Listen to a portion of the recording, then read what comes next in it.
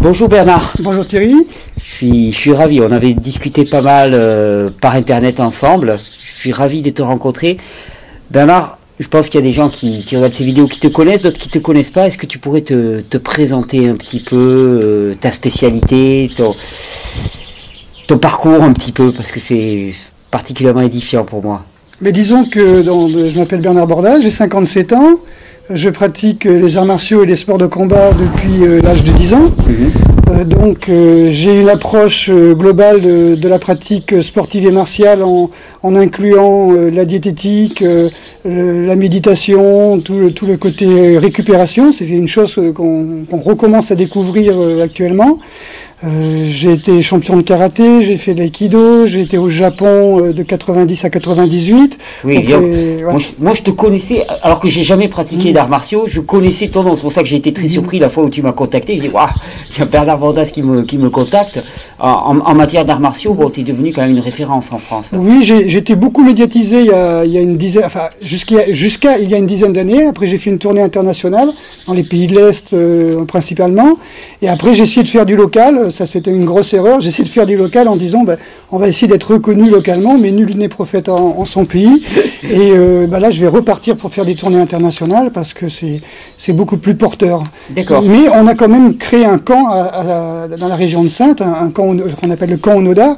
Donc, on a mis quelques vidéos sur YouTube où justement on reprend les sportifs qui ont fait les mêmes erreurs que j'avais fait durant mon parcours, qui est de se surentraîner, de se surcharger. J'aimerais bien que tu m'en parles, ça, parce que on discutait tout à l'heure et tu m'as dit un petit peu dans quel état tu récupérais les sportifs, ce que toi-même aussi tu as vécu avec le surentraînement. J'aimerais bien qu'on évoque ça un petit peu. C'est-à-dire qu'on a été dans la politique du no pain, no gain pendant très longtemps. Donc ça veut dire pas de douleur, pas de profit, c'est ça? En fin de compte, voilà, si on a pas mal, on n'aura pas de profit. Donc si on s'entraîne et qu'on sent qu'on a pas mal, c'est pas bon. C'est pas bon. C'était une idéologie qui prévalait. Et puis si le lendemain dans l'entraînement on a bien mal, on s'est dit on s'est bien entraîné, alors qu'en fin de compte on a des inflammations, on a des micro-déchirures, on a des phénomènes de surcompensation qui vont avoir du mal à se faire. Et en fin de compte, les chercheurs maintenant commencent à aller vers le less pain, more gain, c'est-à-dire beaucoup moins de douleur,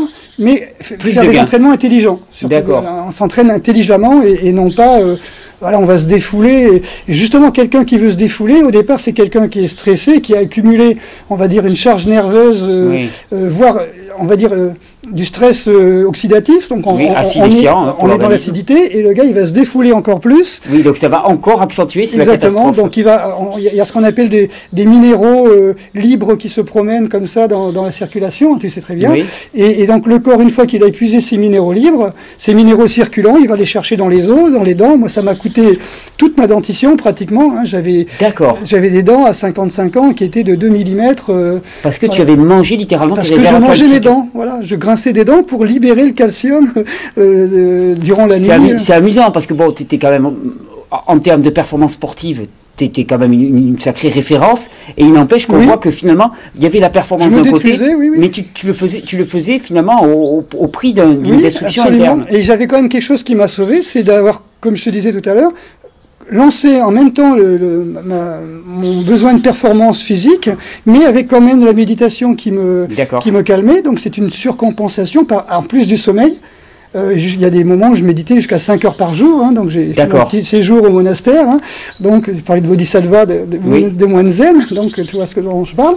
Et puis il y a eu le côté diététique où je me suis toujours intéressé donc à ça. Donc je prenais pas de produits laitiers, je prenais pas de viande et je méditais. Oui, donc tu avais déjà des relativement bonnes conditions, heureusement pour toi. Voilà, c'est ce qu'on appelle aussi tamponner, tu sais. Oui, tout à fait. Je tamponnais mon acidité par beaucoup de minéraux, donc l'équilibre acido-basique était plus ou moins compensé. Mais j'avais toujours cette charge d'entraînement. Je ne savais pas ne pas trop m'entraîner. Ça représentait quoi, une charge d'entraînement à une époque?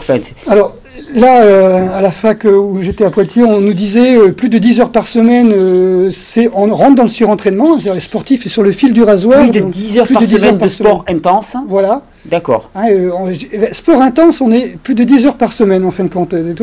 Justement, le côté sport intense est un petit peu galvaudé dans le sens où quelqu'un qui est déjà très fatigué, il n'a pas besoin de faire du sport intense pour être en acidité. Oui, d'accord. C'est par rapport là où on démarre. Par rapport à la charge interne. Oui, c'est une notion intéressante. Et ça, on n'en parlait pas. La charge interne et le surentraînement, là, je l'ai eu dans mon diplôme universitaire de préparateur physique, et je l'ai re-eu cette année encore, là, il y a encore 3 semaines, dans mon début de nutrition, micronutrition, avec le docteur Denis Richet, entre autres. Voilà. Est-ce que tu peux en parler de cette charge-là? Cette charge interne, en fin de compte, j'appellerais ça une charge nerveuse. Donc ça s'évalue avec ce qu'on appelle des pommes. Ce sont des questionnaires. On essaie d'évaluer un petit peu la charge de stress de la personne. Par exemple, vous dites je vais aller à l'entraînement, j'ai la super patate. Tout d'un coup, vous recevez un coup de téléphone. Ah, tu sais, ton crédit est refusé ou ta voiture sera pas prête. Et là, on n'a plus de jambes, on n'a plus rien. Comme quoi, tout est émotionnel. Alors d'abord, ça se passe au niveau du ventre. On le sent dans les intestins. Ça bloque à ce niveau-là. Ça bloque à ce niveau-là, au sternum. On arrive à l'entraînement. La semaine avant, je soulevais 60 kilos. Là, je m'étais dit, je vais faire 65 parce que j'ai surcompensé. Et en fin de compte, à 60, déjà, je commence à trembler et j'ai des maux de tête parce que, voilà, super acidification, décalcification. Voilà, on arrive à l'entraînement, on est déjà fatigué. On va, on baille. Vous voyez, dans les salles de muscu, on en voit qui baille. Voilà, donc moi, j'étais plutôt du côté l'entraînement ne vient que rajouter une charge acide à ce qui était déjà très acidifié. Alors, tu parlais de ça. Alors, moi, par exemple, je donnais 20 heures de cours là, jusqu'à l'âge de 55 ans. Je donnais 20 heures de cours par semaine. Donc, c'était Budo Taijutsu, Ninjutsu, Kapora, Sambo, je suis brevet d'état de Sambo, la self-défense, de l'acrobatie tous les dimanches. On faisait des parcours avec les enfants, Ninja Kid. Et moi-même, je marchais jusqu'à la salle de muscu tous les jours pour aller m'entraîner. Donc, j'avais 1 heure de marche, 1 heure et demie de muscu, 1 heure de marche. Et je pouvais pas m'en passer parce qu'on est bien dans cette acidité, tu sais, dans un moteur. Cette stimulation permanente. Voilà. Alors, je comparais à la batterie dans laquelle tu mets toujours de l'acide. Donc, c'est bien, les phares, ils sont toujours à fond, mais on brûle la chandelle par les deux bouts. D'accord. Donc, on a beaucoup de lumière. Parce que justement, on est vraiment dans le sombre. On a beaucoup de lumière, mais par contre, on brûle 2 fois plus vite. Et je parle on est dans le sombre parce que je pense que beaucoup de gens qui sont déconnectés du spirituel, par exemple, d'une certaine lumière, ils vont aller chercher cette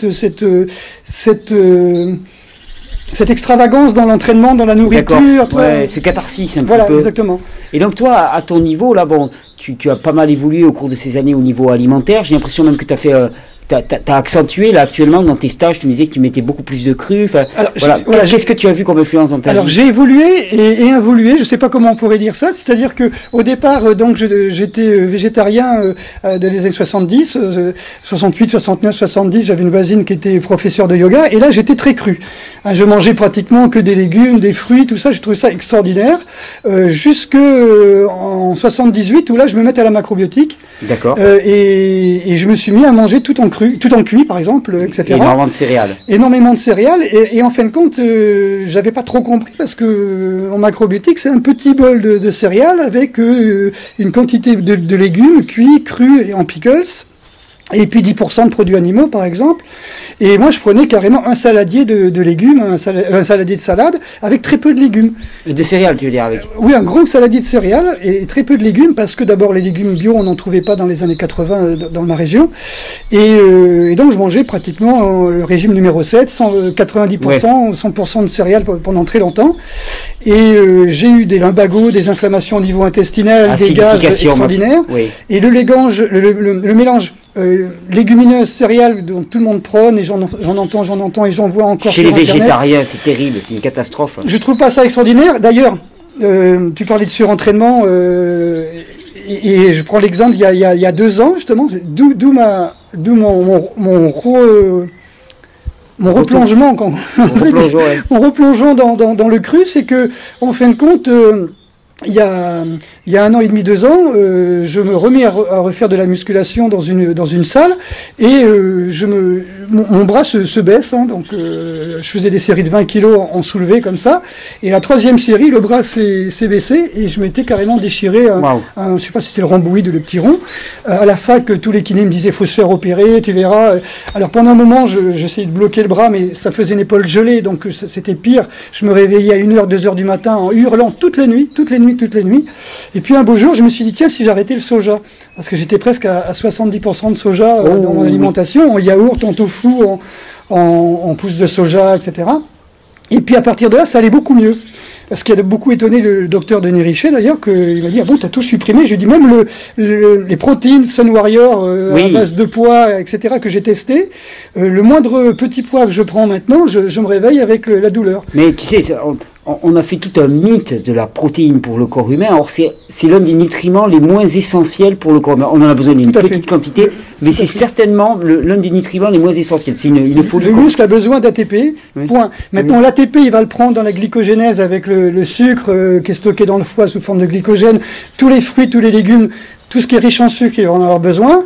Quand il commence à faire la néoglycogénèse, ça veut dire qu'il va commencer à attaquer un petit peu les protéines pour faire c'est mauvais signe. Hein. Là, c'est pas bon parce qu'il y a énormément de déchets. Énormément de produits, déchets. Voilà. Alors, plus les déchets de la viande ou les déchets des petits pois, les purines, du soja, plus l'entraînement, qui fait que les sportifs qui ne sont pas végétariens, et j'en vois beaucoup qui viennent à mon camp justement en me disant je vais faire de la survie, je veux me retaper et tout, ils ont tous des tendinites, ils ont tous des maux de tête, ou alors ils sont constipés pendant 3-4 jours, ou alors ils dorment le matin jusqu'à 11h, ils n'arrivent pas à se lever. Ah oui, parce que quand ils arrivent à ton corps, d'un seul coup la stimulation est coupée, ça va leur faire un sacré choc. Il n'y a plus d'ordinateur. Il n'y a plus de lumière. Il y a plus d'électricité. Oui, parce que tu fais un vrai camp. C'est un vrai camp où on a un petit bois à côté, on fait le jus à la machine, on prend les herbes autour. À la main, le jus à l'extérieur. À la main. D'accord. Voilà, et ça, on prend notre temps. Et alors, ah oui, ça doit faire une sacrée différence. Ils ne doivent pas comprendre ce qui se passe. Mais comme je disais, les Parisiens, quand ils arrivent, ils sont étonnés parce qu'ils passent du bruit. Je me souviens d'un ami qui passait ses études à Paris. Quand il arrivait, il marchait dans la campagne comme ça, non-stop. Il entendait encore le métro, quoi. D'accord. Il passait on va dire, en 5-6 heures, il passait du bruit du métro à la plage ou dans les bois. Et il dit, quand je ferme les yeux, la nuit, j'entends encore le métro, comme Alain Bombard qui entendait le métro sur son radeau. Et effectivement, il y a cette espèce de corps qui se purge de toutes ces toxines. Et le bruit, c'est quand même assez agressif. Ça fait partie de la charge interne. D'accord. Une charge interne de stimulation permanente. Tout le temps. Donc l'ordinateur avec ses vibrations, les néons, les lumières, les affiches, les informations qu'on trouve, y compris en mettant la radio sur l'autoroute, en regardant les panneaux, tout ça. Donc toutes ces informations s'accumulent en fin de compte. S'accumulent. Et quand on arrive dans les bois... Oui, ça n'est plus là et on mesure effectivement l'état interne de l'individu. Et ce qui est extraordinaire aussi, c'est quand ils sont dans un coin, puis ils regardent les villages au fond, on voit les clochers sur des kilomètres, alors qu'eux, ils voient toujours... Oui. Oui, c'est une courte vue d'habitude. Une courte vue, et ça me rappelle une émission où il parlait des gens qui arrivaient en prison, ils leur mettaient un livret en disant vous allez être aveugle. Parce que vous allez voir toujours un mur à 2 mètres, 1 mètre 50, 3 mètres, et donc forcément votre vision va baisser, parce que vous n'aurez plus la vision du loin. D'accord, il y a une atrophie de cette fonction-là aussi. C'est comme Véronique Le Guen qui dormait pendant 100 jours dans des grottes, où il y a une espèce d'équilibre qui se fait, où elle avait des jours qui duraient 36 heures, des nuits qui duraient jusqu'à 20 heures, etc. Elle dit, quand on nous lâche, on est vraiment en homéostasie, mais quand on va dans les grottes, c'est encore une autre homéostasie. Oui, d'accord, une adaptation. Voilà. Et donc dans tes cas, finalement, il y en a qui arrivent et qui passent leur temps à dormir, j'imagine. Il y en a beaucoup qui dorment, il y en a qui sont en manque de téléphone portable, qui vont dans leur voiture faire leur ordinateur parce que on voit que ça leur manque. Ils sont stimulés parce que la confrontation avec son réel état de fatigue est trop important finalement. Alors déjà ça, et puis comme je disais, c'est une drogue. Hein, une addiction. Alors il y a un truc extraordinaire, on s'est aperçu que plus un produit est toxique, plus on est accro. Oui, ça c'est extraordinaire. C'est magnifique, que ce soit en termes d'alimentation, en termes de mode sport, de vie. Tout, oui. Mais moi je pense que c'est parce que les produits qui sont antiphysiologiques quelque part, eh bien ils étaient rares, quasiment absents dans notre environnement. Donc ils jouent un rôle de fascination. Oui, tu vois, c'est fascinant parce que c'est des choses qu'on ne devrait pas avoir. Les choses qu'on a, tu sais, des salades ou des feuilles vertes, tu en as partout, tu les foules tout le temps au pied. Donc au niveau alimentaire, c'est pas le truc qui va t'exciter particulièrement. Par contre, un paquet de chips dans un environnement forestier, c'est le truc, c'est hyper rare. Donc là, tu vas avoir un attrait, une attirance, une addiction à ça qui va être totale. Parce que normalement, dans l'environnement, il devrait être quasi absent. Mais là, comme maintenant, finalement, on les a rendus routiniers dans notre alimentation, on a toujours cet appel très très fort vers ces produits qui devraient être exceptionnels, voire quasi absents. Et donc, par contre, dans les conditions d'accessibilité ont complètement changé, quoi. Donc, il y a plus de poison que de choses bonnes maintenant. Bon, comme je dis, quand je vais dans un supermarché, c'est pour acheter des lames de rasoir. Mais bon, c'est quand même assez stressant. Et on parlait de stimulation et surstimulation. Il y a un rapport avec le déficit en dopamine, par exemple. Oui. Où, alors nous, on prend l'exemple, ce que j'avais trouvé extraordinaire, c'est vous avez deux personnes qui vont courir, qui se connaissent habituellement, et puis il y en a un qui est en déficit en dopamine, et l'autre, tout va bien. Alors celui chez qui tout va bien, et au bout d'une demi-heure, il dit bon, moi je suis crevé, j'en peux plus, j'arrête. Et alors que l'autre qui est en déficit en dopamine, au bout d'une demi-heure, il dit attends, arrête, et c'est maintenant que moi je me sens bien. Et c'est là où ça va pas, parce que c'est là où justement il est accro à ce qui est délétère. Exactement. Il fabrique sa dopamine en courant. Exactement, on le voit beaucoup au niveau des sportifs. Il y a les ultras, ceux qui font beaucoup de choses comme ça, qui courent 1 heure tout le temps. Je connais, moi quand tu me parlais de surentraînement, oui. Moi, au moment j'avais à peu près 3 heures de course par jour.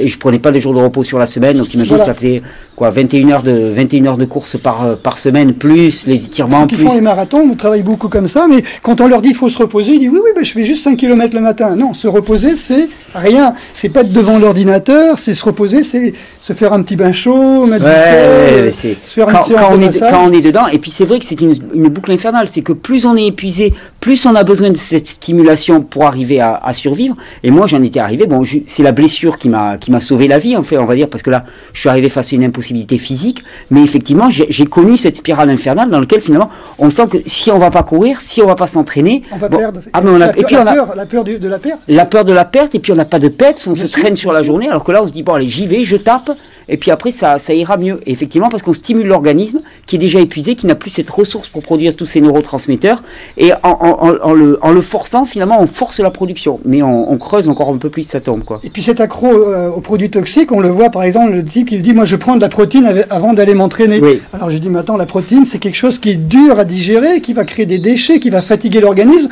Comment ça peut te donner de la C'est juste un stimulant. Oui, mais en plus, si tu regardes sa protéine, c'est des produits à 70% de sucre de glucose, de glucides et tout, et 15% de protéines. Donc en fait oui, c'est du sucre. C'est du sucre. C'est du sucre, sauf que c'est du sucre de relativement mauvaise qualité, alors qu'en se dirigeant vers des fruits par exemple, ça donnerait... Oui, mais bon... Il y a marqué muscu, et puis il y a un type qui est comme ça, qui pose devant un produit qui vient de sortir, et que le type, ça fait 12 ans qu'il se fait des piqûres d'hormones de croissance. Donc il peut pas être le produit de ce produit-là, tu vois, quelque part. Et toi, au niveau des gens que tu entraînes, que tu suis un petit peu, ce message arrive à passer, tu arrives à le faire passer, tu arrives à voir des gens qui vraiment changent, parce que bon, le culte de la protéine en matière de sport de haut niveau, il est prégnant. Alors quand j'ai la personne en face de moi, j'arrive assez à convaincre et à expliquer. Quand ça se passe sur Facebook, je me fais insulter. J'imagine. Ça doit gêner des gens en plus, parce que t'es pas sorti de nulle part, quoi. T'as un an, donc que quelque part tu puisses tenir ce discours, ça doit. Alors souvent on me dit bon, quand tu parles d'entraînement c'est bien, mais quand tu parles de diététique, là ton truc, quelle est la différence entre l'entraînement et la diététique? Quelqu'un qui s'entraîne 12 heures par jour, qui mange mal, il va au suicide, il va. Oui, d'autant plus que souvent les sportifs qui s'entraînent beaucoup, ont besoin de consommer beaucoup. S'ils consomment beaucoup de produits délétères, alors l'accumulation de produits toxiques va être d'autant plus grande. Moi, je pensais toujours à ça quand on me disait que par exemple les coureurs du Tour de France, ils consommaient 11 000 à 12 000 calories par jour. Je disais mais si c'est 12 000 calories de produits extrêmement toxiques, l'accumulation de déchets dans l'organisme, elle va être maximale, quoi. C'est terrible. Il y a eu des expériences où ils allaient jusqu'à bien plus que ça, voire le double. De calories, parce que c'était des Australiens qui testaient des trucs comme ça, et en fin de compte on s'aperçoit que il faut on parle uniquement en calories, et quand on parle uniquement en calories, on parle en charbon, on parle en nutriments. On n'est pas des machines. Voilà, on parle en macronutriments, pas en micronutriments. Voilà. C'est ce qui faisait que hier, moi je disais finalement à la conférence, on est pléthorique en termes de calories et on est dénutri en termes de nutriments. On n'a pas de minéraux. Si on veut des calories, on boit de l'huile avec du glucose. Et c'est réglé. Et voilà. C'est réglé, on n'en parle plus. Si on parle que de calories, mais en fin de compte, le problème c'est qu'on est un tout. Et comme je dis, j'ai jamais vu un sportif qui allait essayer la méditation, les massages, le cru, la bonne musculation quand il faut, sauf à part notre ami qui fait des barres fixes, là, je l'ai encore vu il y a 2 jours, j'ai perdu son nom, qui est extraordinaire. Très impressionnant, un végétalien, là. Ouais, un végétalien, on m'a envoyé sa vidéo, qui a une maîtrise. Je vais voir son site encore il y a 2 jours. Son nom m'échappe, mais on m'a envoyé aussi une vidéo, absolument impressionnant en termes de performance et de contrôle de... Medrano, un nom comme ça. Medrano, ouais. Un nom comme ça, c'est vraiment extraordinaire. Donc, pour moi, quand je le vois, je me dis, voilà, ça, c'est quelqu'un, à mon avis, il doit pas être dans la surcharge. recharge, il doit être dans... on ne peut pas arriver à des performances pareilles. Voilà. Il arrive à faire l'équilibre, mais c'est encore une exception. L'exception, c'est pas le sportif végétalien comme dans l'émission qu'il y a eu sur France 2 que j'ai vu. C'est pas l'exception, le sportif végétarien. Pour moi, l'exception, c'est celui qui a compris qu'il faut pas trop s'entraîner, qu'il faut se reposer avec du vrai repos, et qu'en fin de compte, il faut se mettre un temps de repos, vraiment un temps de recharge, un temps de cicatrisation. Par exemple, si on dort juste après manger, le temps, il va être à la digestion. Si on se couche à 9h, si on mange à 9h et qu'on se couche à 11h, on va dire à la rigueur peut-être que la personne a eu le temps de digérer. Si on mange à 7h et qu'on se couche à 9h, je pense que c'est mieux. Et vraiment, pendant qu'on dort, on se répare. Exactement. Mais quelqu'un qui se lève le matin en disant « je suis fatigué, j'ai encore mal au genou », c'est quelqu'un qui s'est couché après manger, et le corps, il a passé son temps à éliminer les toxines de la nourriture, il n'a pas eu le temps de réparer. Le temps de sommeil, c'est un temps de réparation. Bon, maintenant, si cette personne va se mettre à méditer une demi-heure le matin, une demi-heure l'après-midi, est-ce qu'il va rattraper son sommeil? Est-ce qu'il va rattraper sa récupération, sa cicatrisation? Est-ce qu'il fait un bain chaud? Bon, le mieux, c'est quand même de se coucher et pas tout de suite après manger quand même. Voilà, d'arriver à combiner un petit peu. Et c'est vrai que arriver à intégrer dans la pratique sportive, non pas uniquement la recherche de la performance pure, en oubliant ce qui va venir ensuite, mais en intégrant toutes ces phases de récupération. En fait, on oublie que dans l'entraînement, il devrait y avoir la récupération. C'est-à-dire dans le temps d'entraînement, il devrait y avoir le temps de récupération. La récupération fait partie de l'entraînement. Oui. C'est-à-dire dans un programme d'entraînement, on fait des programmes de récupération. On s'aperçoit que les sportifs de haut niveau sont sur le fil du rasoir, ça veut dire point de vue équilibre acido-basique, le moindre excès, boum, ils tombent. Mais on s'aperçoit aussi qu'ils sont comprimés comme une éponge, et dès qu'ils arrêtent, hop, ils gonflent. J'ai eu une photo dans Sport Heavy, le dernier numéro de Sport Heavy, justement, où il parle d'un sportif qui a tout de suite, après sa retraite, pris du ventre. Et en fin de compte, c'est ça, on est comme une éponge. Et dès qu'on fait plus attention, on se dit, bon, c'est pas une question de dire je mange plus, c'est une question qui dit je brûle moins, et je mange comme si je faisais de l'entraînement. Ça, c'est une grande erreur quand même. Oui, de pas changer, parce que le métabolisme a complètement changé, les besoins de l'individu ont complètement changé. S'il s'écoute et s'il mange du cru, il n'y a pas de problème.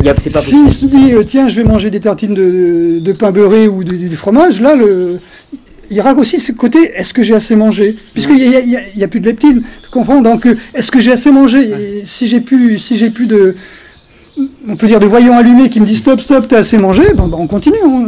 C'est un petit peu le principe. Ah ben c'est comme ça qu'on se fait avoir. Alors, il n'y a pas de leptine, mais en plus, il y a des produits glutamate, aspartame, qui sont des excitants alimentaires, des addictifs alimentaires. Et puis le sel, et puis plus de sucre, plus de sel, plus de glutamate, plus d'aspartame, bien cuit.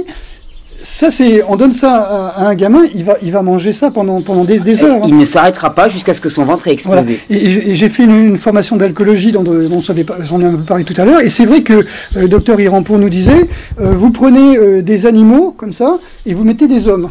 Aussi on va dire dans des cages, expérimentation, et vous donnez tout plein d'aliments, tout plein de choses comme ça à des animaux. Chaque animal va manger sa nourriture spécifique, et il va boire de l'eau.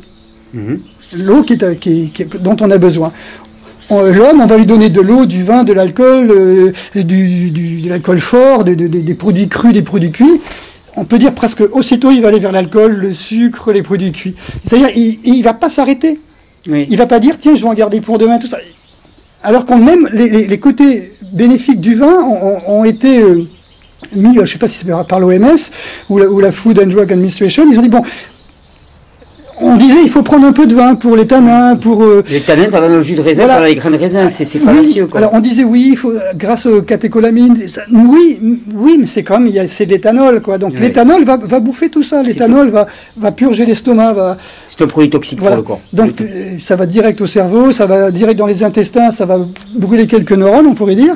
Donc l'éthanol est un poison qui met, je ne sais plus combien de millièmes de seconde pour tout de suite avoir un effet sur la pensée. Et donc oui, tout ce qu'on croyait être juste, qui faisait la richesse de notre cuisine, malheureusement, on s'aperçoit que c'est basé sur des toxiques. Hein. Va falloir y aller. Hein. Un petit peu comme j'ai fait, comme je t'ai dit, j'étais vers le cru, je me suis remis quand même en étant végétarien à manger du cuit, et quand j'ai été blessé, je me suis remis vers le cru. Et là, j'ai plus mal du tout. J'ai repris l'entraînement. T'as vu la différence. J'ai plus de douleur. J'ai plus de douleur. J'ai plus les intestins gonflés qui me faisaient des lumbagos. Dès que je soulevais des poids trop lourds, j'avais les abdos qui se contractaient. Ça me poussait la masse des intestins sur les muscles du dos. Le lendemain, les douleurs de dos, on en parlait tout à l'heure, mais il y a très peu de gens qui savent à quel point les douleurs de dos sont avant tout souvent des douleurs d'intestin. Problèmes de gaz dans les intestins, problèmes d'inflammation. Voilà. On dit 80% des Français ont les intestins inflammés ou en hyperperméabilité, oui.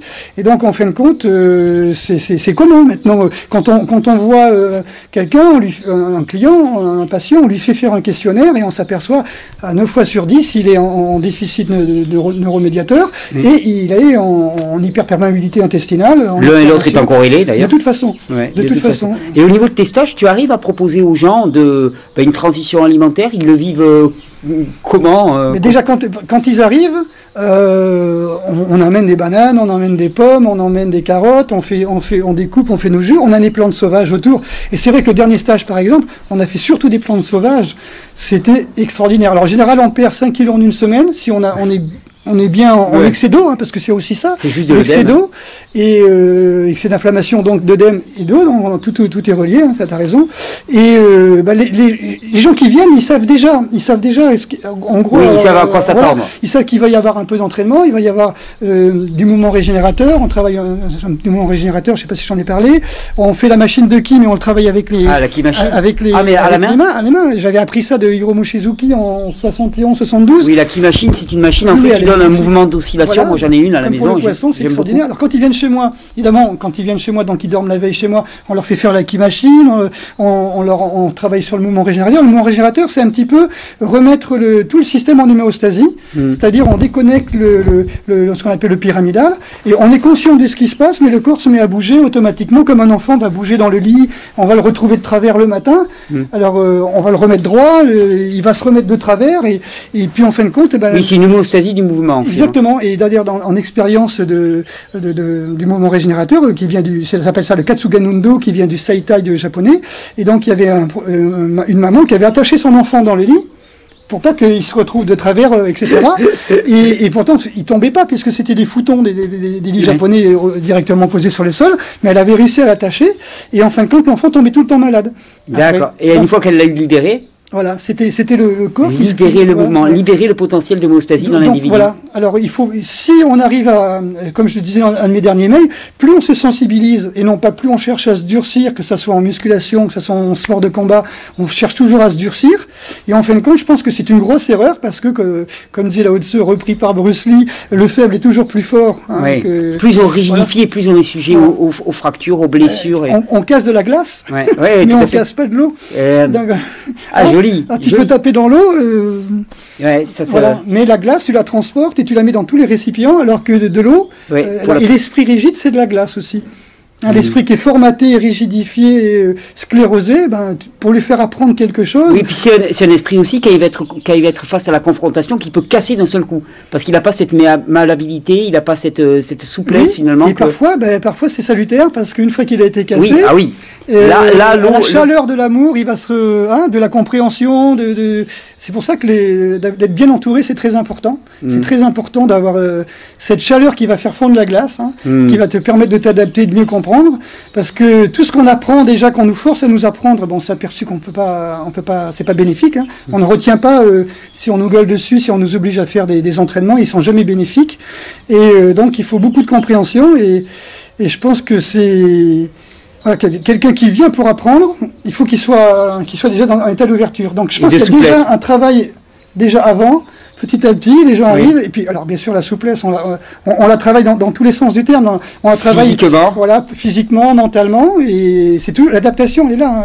Je pense pas que Maître Kushitoe disait, en parlant du ki, il travaille sur le ki, disait le corps est le reflet de l'esprit. Donc si vous regardez dans un miroir votre main, si votre main tombe, le reflet tombe. Et si le reflet est tombé, c'est que votre main est tombée. Donc si vous êtes rigide dans votre corps, c'est que vous êtes rigide dans votre tête. Oui. Et si vous êtes rigide dans votre tête, c'est que votre corps aussi est un petit peu... L'un et l'autre. On arrive à voir. C'est pour ça que quand le stagiaire vient au camp, il faut pas une heure. Tu sais, c'est le principe du diagnostic oriental. Là, il y a les reins qui vont pas. Voilà, donc... Et puis après, il y a le test sur place, qu'on voit que la personne a du mal à... Moi, je me souviens d'une personne qui est venue, on commence à faire l'entraînement le premier jour à jeun. Hein, donc, puisqu'on dit, bah, attendez, jusqu'à 11h, t'es sous cortisone, on va en profiter, on va bam, bam, bam. Et le type, à 10h du matin, il fait, allez, 10 secondes de parcours d'entraînement, 10 secondes, peut-être pas, et puis il fait, oh, mais moi, c'est pas avec la banane que j'ai mangé hier soir, la pomme et la banane et les carottes que j'ai mangé hier, non, moi, il me faut du solide. Et le gars, il est parti, et puis, il est revenu, on va dire, 2-3 stages après. Il a tenu, hein. Ça a été très très dur pour lui parce qu'il avait quand même pas mal de... Il était sous méthadone, il était sous pas mal d'autres médicaments. Et je l'ai revu après, une lumière. Il est venu me voir, il m'a dit tu m'as sauvé la vie. Enfin, moi franchement, c'est mon meilleur cadeau de passer de quelqu'un où jamais j'aurais cru que, franchement, enfin jamais j'aurais cru, bien sûr, sinon j'aurais pas cru, j'aurais pas proposé, mais tout de suite l'échec, il a vu le premier jour tout de suite l'échec, et il a dit non, moi je peux pas, il me faut ça, j'ai besoin de ça. Il revient, méditation, ça allait, un peu, massage, très bien, travail sur le mouvement régénérateur, ça allait, les efforts, ben, ça a augmenté sa charge interne, donc évidemment c'était pas ça, mais après je l'ai revu, la peau toute lisse, il était plus gris, il était vraiment rosy par l'effort, parce que je le voyais marcher dans les rues comme ça. Ah, excuse-moi, j'ai pas le temps, je vais faire ça et ça. Mais vraiment tonique et tout, ça m'arrive de nous voir au forum des associations, elle avait les larmes aux yeux. Moi, je dis bravo. Franchement, c'est parce que moi, je montre la voie et je dis voilà, vous faites ça pendant 5 jours ou 10 jours si vous faites 2 stages. Après, moi, je suis disponible, hein, mais c'est à vous d'entretenir ça. Et de rentrer dans cette démarche de régénération, d'entraînement qui intègre la régénération, qui intègre le repos. C'était vraiment... La régénération, le repos, c'est comme disait Hippocrate, je veux bien vous aider à guérir, mais il faut que vous arrêtiez de vous rendre malade. Donc, si quelqu'un qui ne se repose pas et qui mange du cuit, qu'est-ce qu'on peut pour lui? À part l'écouter, à part lui dire, bon, écoute, ça fait 2 heures que je t'écoute, mais il ne faut pas dire toujours, oui, mais moi j'ai besoin de mon cuit, j'ai besoin de mes chips. Moi, si j'ai pas le café le matin, ça va pas. Je dis, bah oui, mais tu es en déficit de dopamine. Là. Il te faut quelque chose pour te lever le matin, c'est pas normal. Voilà. Ou les gens qui me disent, moi, j'arrive pas à dormir, ça, ben oui, mais là, il y a quand même la sérotonine, il y a quelque chose. Déficit neurotransmetteur, là aussi. Là aussi, donc... il faut enlever les poisons, il n'y a pas d'autre solution. Il n'y a pas d'autre solution. Il faut enlever ce qui est inadapté pour l'être humain. Et par rapport à l'entraînement, ça m'intéresse beaucoup et je te remercie pour ton témoignage là, parce que le message passe au niveau des sportifs, parce que à la fois c'est des gens qui veulent faire bien pour leur santé et pour leur corps parfois et qui vont à l'inverse de ce qui devrait être. Donc ça c'est absolument terrible. Alors tout à fait, il y a 2 choses. Il y a le sportif de haut niveau qu'on va pousser. Et après, on va dire, bon, merci, gentil d'être venu. Et le type, bon, s'il n'a pas été bourré de médicaments, c'est déjà bien. Sinon, si vraiment il arrête totalement, si vraiment il s'écoute, si vraiment il est suivi psychologiquement, s'il est suivi avec des bons nutritionnistes, etc., il va s'en sortir. Sinon, il va dépérir. Hein. C'est le Kleenex qu'on a poussé à fond pour avoir une médaille, on l'a jeté après. Oui, on l'a utilisé durant 5-6 ans où il était performant, et puis après on le jette. Et comme je te disais, il est sur le fil du rasoir pendant ces 5-6 ans, et donc si on le libère et qu'il n'est pas suivi, il va tomber dans la drogue, dans l'alcool, dans le... Oui, dans la stimulation, de toute façon, parce qu'il sera en vide de stimulation. Il y a pas mal de sportifs qu'on retrouve, overdose cocaïne, choses comme ça aussi. Hein, donc, c'est un petit peu le problème. Et puis, par exemple, ça, je parle des professionnels. Après, hein, ça, c'était pour les professionnels. Pour les amateurs, donc il y a, on peut dire, une phrase qui a tourné pas mal durant la fac de nutrition là, dernièrement. C'est le sportif, s'il n'est pas coaché, s'il n'est pas suivi, le sportif amateur s'entraîne trop. De toute façon, parce qu'il va chercher sur Internet, il va chercher des modèles professionnels. Je prends simplement en muscu. Tu vois, simplement en muscu. Le type, il ouvre un livre de bodybuilding, il voit des types avec des bras comme ça, des pecs comme ça. Il dit, je m'entraîne pas assez.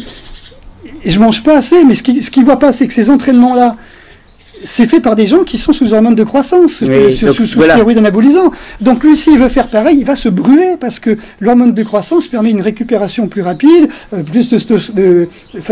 ça fait faire grossir les fibres musculaires. Mais Non, c'est ça un petit peu le problème, c'est que c'est du mensonge, c'est faux. C'est pas les produits X machin truc. C'est du business, c'est pour vendre des produits et ainsi de suite. D'ailleurs, ça a été révélé dans un livre qui s'appelle Black Prince là, de Robbie Robinson, un ancien culturiste.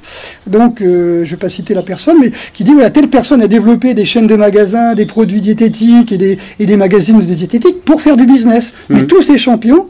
Oui, ce sont des représentants de commerce. C'était des représentants de commerce suivis aux anabos, aux stéroïdes. Voilà. Et ça, c'est un appel vraiment pour une pratique physiologique du sport et de l'activité physique et qui peut permettre vraiment un développement. Et donc, je suis ravi que tu puisses porter ce message. Je te remercie. Mais je pense que c'est important pour éviter que les gens tombent dans le... Et puis qu'ils se renseignent sur ce que c'est que la charge interne, ce que c'est que le surentraînement et le stress, le rôle du stress dans le surentraînement. Hein, on a parlé hier avec le cortisol. Bon, le cortisol, c'est quelque chose qui est très, très bénéfique dans le sens où ça dure quelques instants. Oui. Hop, ça va nous pousser, je me bats ou je fuis. Ça va augmenter notre... C'est une hormone qui a son sens. Voilà, elle est là pour booster notre pouvoir de décision. On est comme ça, on est beaucoup plus affûté, on entend tout, on voit tout, on sent tout, hein, comme quand il parle de 300, on sent le froid sur la peau, le sable, enfin, ou la neige sous les pieds. Enfin, on est là, on est dans le stress du cortisol, et tout de suite on doit prendre la bonne décision. Qu'est-ce que je fais? J'attaque ou je fuis. Dans le film 300, il tue le loup, je sais plus quoi, ou le lion, et là, en fin de compte, c'est nécessaire le cortisol, mais quand on est enfermé dans ce qu'on appelle le circuit cortisol, on est assis devant l'ordinateur, on a des gens des patrons qui nous poussent, on est dans une usine avec un contremaître qui nous pousse, on est sur une plateforme téléphonique avec des gens qui disent faut faire du chiffre. Et puis le soir tu vas te surentraîner. Voilà. Oui, parce qu'on est dans on peut pas sortir de ce cortisol, on a envie d'aller vers l'action et on est bridé. L'enfant qui est à l'école, qui a envie de courir, moi j'avais un cousin, on lui attachait les pieds à la chaise, parce qu'il avait toujours envie de partir. D'abord la maîtresse lui enlevait les chaussures, il rentrait en chaussettes chez sa mère, et puis après on l'attachait parce qu'il était normal, il était vivant. Il n'était pas bourré de chocolatine, donc il n'avait pas envie de rester comme ça apathie devant. Et encore, on n'est pas aux États-Unis où il y a la télévision, les spots avec Disney Channel et compagnie. Ça, c'est... Donc écoute, voilà, je te remercie vraiment que ce message passe. J'espère que vraiment, je me dis en plus si je fais appel à toi, c'est magnifique. Je te remercie Thierry. Voilà, tu as une voix qui est entendue, donc merci de porter ça aussi dans tes stages. Vraiment, j'espère que je viendrai en faire un petit peu. Ce serait sympathique. Avec grand plaisir. Surtout le programme me plaît bien. Surtout s'il y a pas mal de mouvements régénérateurs. Oui, donc on a mis quelques vidéos qui montrent les premiers stages. Enfin, ces premiers stages, comme je disais, étaient faits vraiment pour accueillir les personnes qui étaient quand même très motivées et qui avaient déjà une petite approche.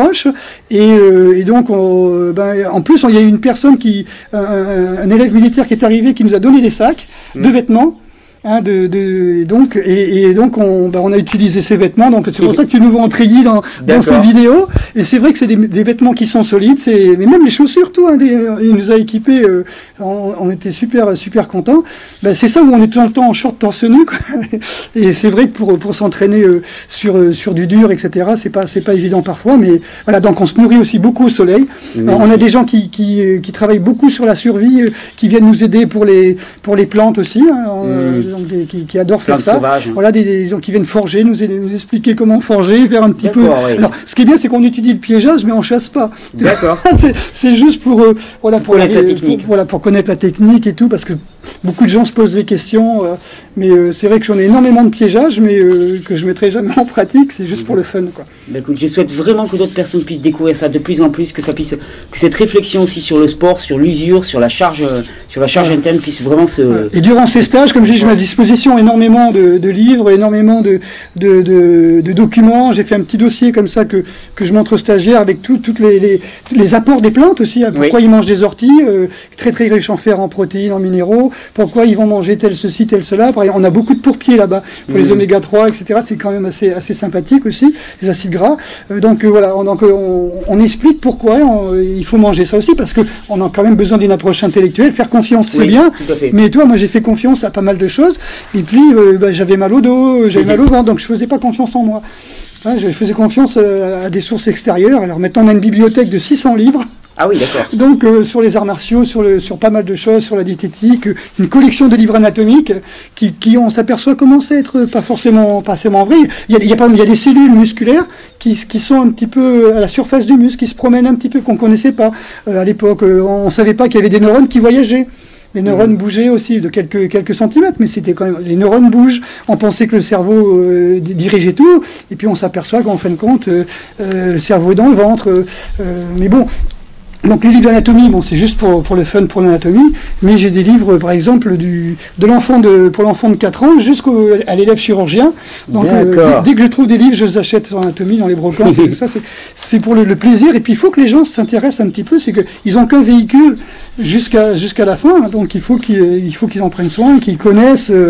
Ils connaissent leur moteur, ils peuvent changer leur moteur de voiture, mais ils comprennent pas, ils me disent je dis ça doit être la vésicule, c'est où la vésicule? Ah ben voilà, c'est là où il y a tout le travail. Merci en tout cas, merci vraiment d'y contribuer.